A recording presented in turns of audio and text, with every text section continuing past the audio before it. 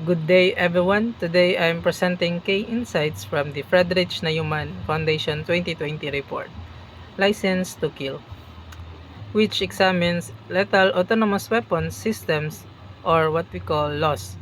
These systems represent a pivotal shift in warfare, raising profound questions about technology, ethics, and future of global security. My goal is to unpack their development, assess their impact on human existence and global affairs, and emphasize the urgent needs for ethical standards in military application. First, let's define laws. Laws are lethal autonomous weapon systems. These are not just advanced weapons. They can independently find or select and engage targets without human intervention. There are three levels of human involvement. First is in the loop, where humans retain control. Second is on the loop, where humans supervise autonomous system.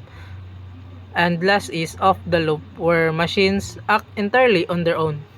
The last category, which is off the loop, is most concerning as it removes human judgment from life and death decision. Over 30 countries, including global powers like the USA and China, are racing to develop this system, with around 380 in progress. This shift as monumental, akin to historical game changers like gunpowder of the atomic bomb, and it's reshaping how we think about warfare.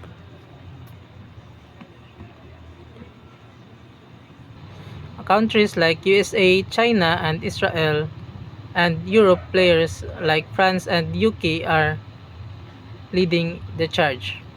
For example, Israel Happy drone is already considered fully autonomous, while China's Jari combat ship and Russia's T-14 tank are pushing boundaries. Um, Most systems are still partially autonomous, meaning humans are still involved. But the trend is clear. More functions are becoming automated. A particularly exciting and alarming development is swarming technology. There's where drones and robots work together without central controller, like flock of birds.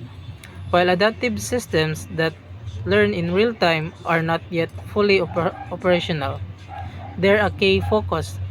The problem is this race for dominance risk development untested systems which could have catastrophic consequences.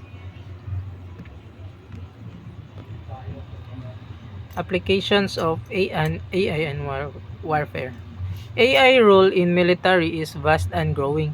On the defensive side, it used for reconnaissance quickly, analyzing enemy movements, managing logistics with autonomous vehicles, and neutralizing threats like missiles or explosive. So offense, AI powers combat drones, tanks, and even ships like Russia's KUB-BLA or France Euron stealth drone. Looking ahead, the potential is staggering. Systems that learn and adapt in real time, or swarm of drones coordinating without human input. Stealth drones like the UK Stranis are set to become operational in about a decade. While these advancements promise efficiency, they also risk scenarios where machines act faster than humans can react.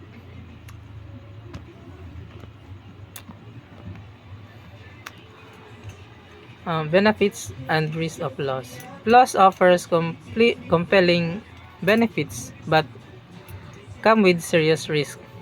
On the plus side, they promise faster, more precise operation processing massive data sets without human fatigue or stress.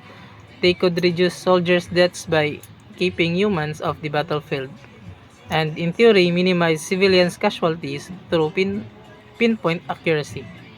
But the downside are alarming. These systems are vulnerable to hacking or bias baked on their algorithm. which could lead to catastrophic errors. They might lower the threshold for starting wars, triggers rapid escalations, think flash wars. Efforts to regulating laws is global challenge centered at the United Nations Convention on Certain Conventional Weapons or CCW, where talks have been ongoing since 2014. In 2019, 125 nations agreed on guidance principle, stressing humans' accountability and compliance with the international law. But the clock is ticking.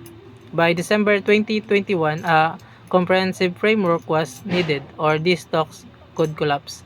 The United Nations Parliament, 30 countries and groups like the Campaign to Stop the Killer Robots push for total ban, backed by thousands of scientists and Nobel laureates.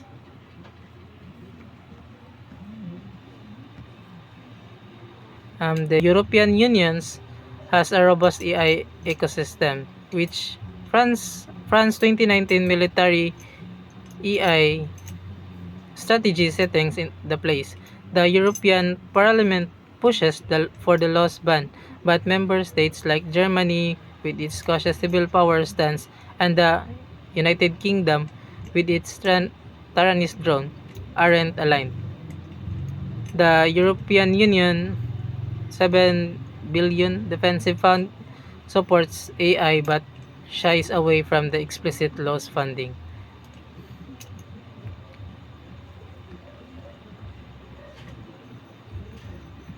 Transforming human existence. Laws will profoundly impact human existence. They reshaping global power dynamics. The 2019 Global AI Index predicts China could surpass the USA in AI within a decade.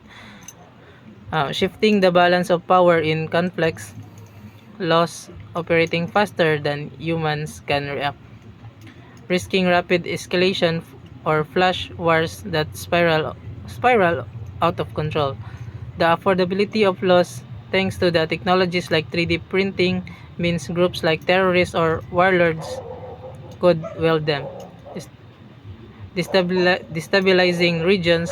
Socially, letting machines make a lethal decision could numb us to the human cause of war, eroding our moral compass. In my view, loss is threatening human agency itself, replacing the human judgment with algorithm risk, a world where diplomacy makes a backseat to automated violence. We're at a crossroads where technology could outspace our ability to govern it. Ang long-term effects on civilization. Laws pose existential risk, ethically letting machines decide who lives or dies, violating humans' dignity. A principle codified in documents like the UN Charter. Economically, nations with advanced advanced laws could dominate, leaving less development countries vulnerability and depending global inequality. These are secure paradox. While laws promise precision to reduce casualties, they also make war easier to wage, increasing conflict frequency. Ethical imperatives for laws. At the core, laws raise profound issues, delegating life and death decision to machines violating human dignity. A principle central to global charters, there also a responsibility gap who's accountable when machine errors. The programmer, the commander, and the state. Laws also struggle to comply with the international humanitarian law, unable to reliable distinguish combatants from civilians or weight proportionally. Tech companies are pivotal here. Ang Google facing employees protest withdraw from Pentagon projects like Maven and adopted ethical AI principles. Ang Microsoft, despite similar protests, contests military constructs but has its own ethical guidelines.